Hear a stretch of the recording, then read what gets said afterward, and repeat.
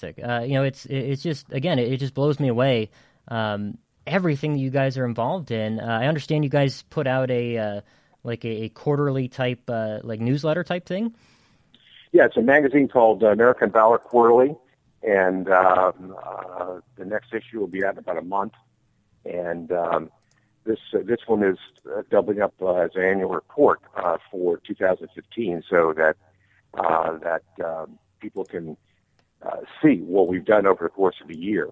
And put that in perspective, we send it to our contributors and then to people who are interested in becoming associated with the organization. So I would urge any of your listeners to go to our website, which is AmericanVeteransCenter.org, and they can request copies of the magazine or the publications that we've done. They can make suggestions for oral histories, that kind of thing, and we will do our very best to help them out. Absolutely, and I've heard amazing things about the newsletter, and that I'm really excited to get my hands on it. I'm eating this stuff up. I'm like a kid at a candy store, going through your website and everything. The impact of this is just so far-reaching, and the scale, I guess, of everything is kind of what's blowing me away. Now, you guys are a 501c3, right? Correct. Mm-hmm. So you're a nonprofit, right. and unfortunately, money makes the world go round.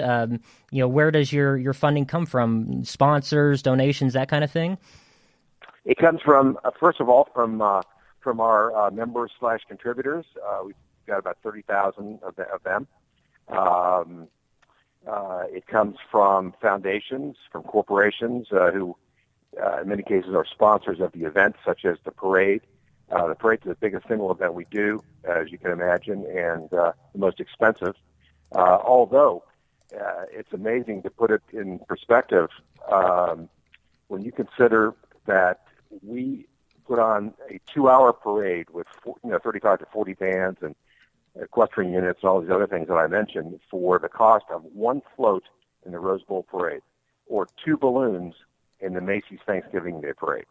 So a 2-hour salute to America's military with several 100,000 people watching and nationally televised for the cost of one float in the Rose Bowl parade or 2 balloons in the Macy's Thanksgiving Day parade. So that should give your listeners some idea of the kind of economy that we get out of what we do and how we stretch a dollar. Well, I mean, that's really important. Folks are struggling to make donations and things like that, and they want to make sure their money's being used wisely. And obviously, I mean, that's a staggering statistic. Yeah. Comparing the different parades. And I see you also have an essay contest for kids. Yes, we have something called an Eye history. We used to do a written essay contest. We switched that over to an oral history contest. So we're actually urging the high school students around the country, and there will be instructions posted for that next week, actually. So on our website. So we urge high school students or parents or grandparents of high school students to get them to apply. There are 3 cash awards. Top award is $1,000.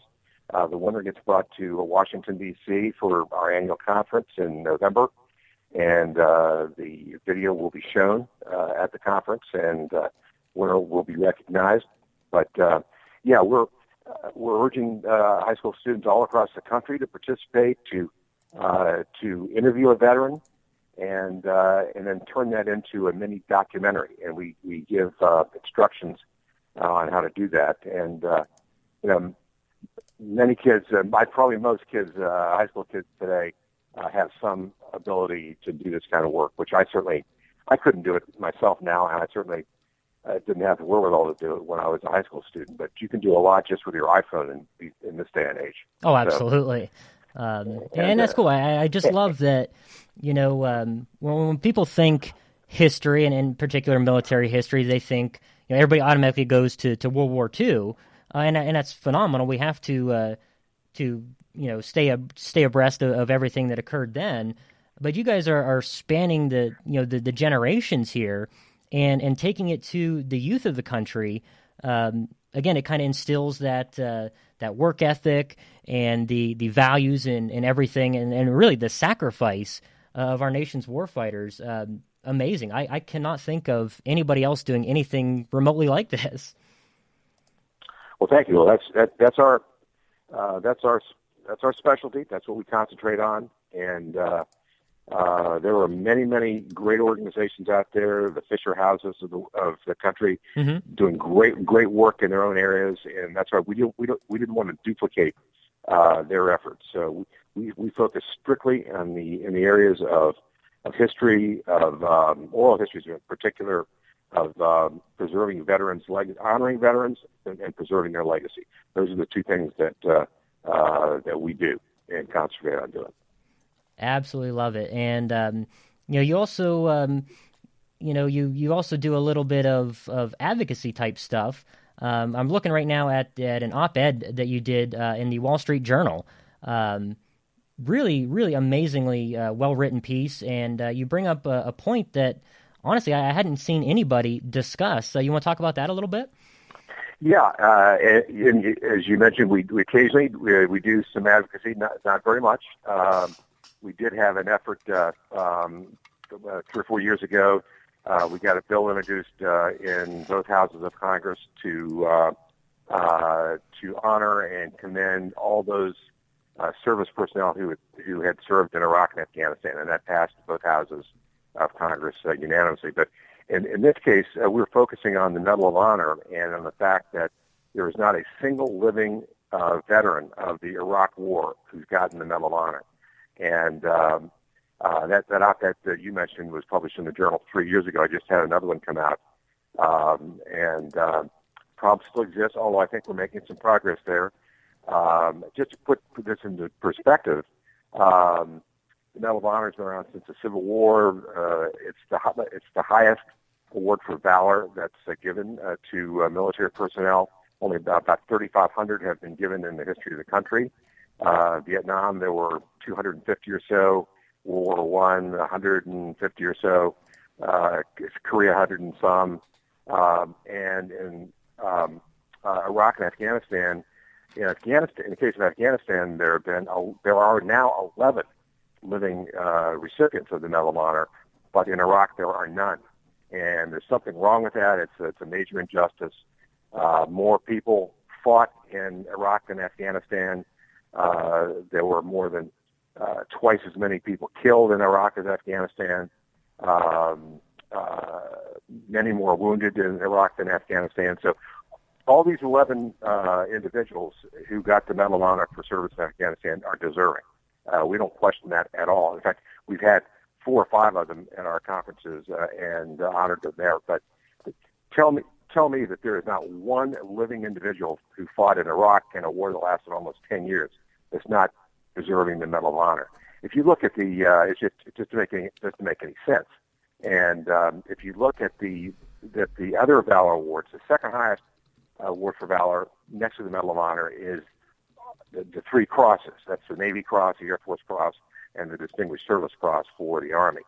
And in that case, there have been 100, I believe, and this is from memory, 190 roughly given to Iraq. Now, excuse me, there have been 27 given to combatants from Iraq, and only 11 to combatants in Afghanistan. Silver Star, 280 some given to Iraq vets, only about 80 to Afghanistan veterans. So you would think logically that's where the Medal of Honor would be the secondary awards, the Silver Star and the Navy Cross, Air Force Cross, and Distinguished Service Cross. But again, the Iraq vets have over twice as many, but they don't have any Medals of Honor, and that's a big deal. Some people may say, well, so what? They're all honored and respected, which is true. But the Medal of Honor confers a unique cachet and a unique aura of respect that none of the other awards do. And it makes the recipient an automatic I don't want to use the word celebrity, that would cheapen it, but it gives them automatic credibility, gives them a great capacity to go out and to speak at schools and so forth. It really enhances the platform they've got as a veteran. And so the whole Iraq War generation doesn't have anybody. And this is just an absolute outrage, in my opinion. That you had some of the heaviest fighting of the U.S. military since Vietnam in Iraq, in cities like Ramadi and Fallujah and so forth. And many heroes.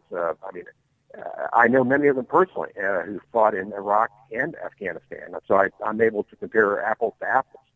And it's a major injustice that needs to be corrected.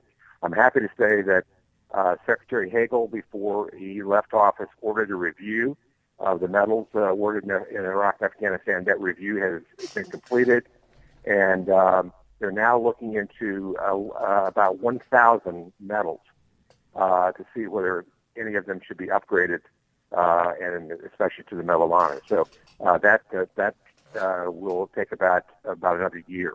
So we're just trying to raise public awareness of the importance of this, because, as I say, a major injustice has been done to the 1.5 million veterans of Iraq who don't have a single Medal of Honor spokesman to speak for. You know, I'm kind of ashamed of myself here. I didn't know that, and I'm an Iraq War vet myself, and I never realized it. When you hear reports on television or radio, they say this makes the 11th Medal of Honor given for service in Iraq or Afghanistan. Right. Well, but it's all Afghanistan, so that's the problem. And most people don't realize this. When I talked to the editor at the Wall Street Journal, he was astounded to hear this. I mean, he had no idea.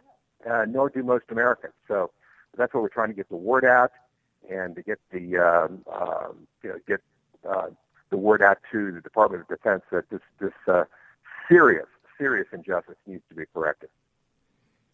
Yeah, I mean, I really appreciate that effort, and I don't think a lot of folks realize just how incredible an achievement is of getting a Medal of Honor. I mean, one of my most favorite things to do is to sit down and actually read through past citations, and if you want a glimpse at superhuman accomplishments, you want to see sacrifice, you want to see bravery, all you got to do is read those medal citations, and it'll blow you away quicker than any Hollywood movie. I mean, they can't make this stuff up. Absolutely. And I would urge your listeners to do this. Go to the Medal of Honor Foundation website. They have citations for many of the Medal of Honor recipients. Some of them are Civil War and are not included because they no longer have a citation. But read the citations for the Medal of Honor recipients from, say, Vietnam, World War II, World War I, Korea, Vietnam, Afghanistan, and then go to the Medal of Honor Foundation. Also has the citations for all the crosses given in Iraq. There are 27 of them: Navy Cross, Air Force Cross, Distinguished Service Cross. Read those citations and compare them to the Medal of Honor citations that you read. It's a great exercise, which will give you some perspective as to, again, about the injustice, because they're interchangeable in many cases. Why didn't this guy get the Medal of Honor? I mean, many of the cases in Iraq are situations where a Marine or a soldier threw himself on a grenade, to save his buddies. And many of the Medal of Honor awards have been given in other wars, including Afghanistan, are given for that. But you have them in Iraq also who've done that, and they've not been awarded or recognized. So that's a good way to compare apple to apple. Yeah, I mean, it's again, just even if you're don't compare them, but just to read them it's just staggering. To shake you to your core to think of I mean.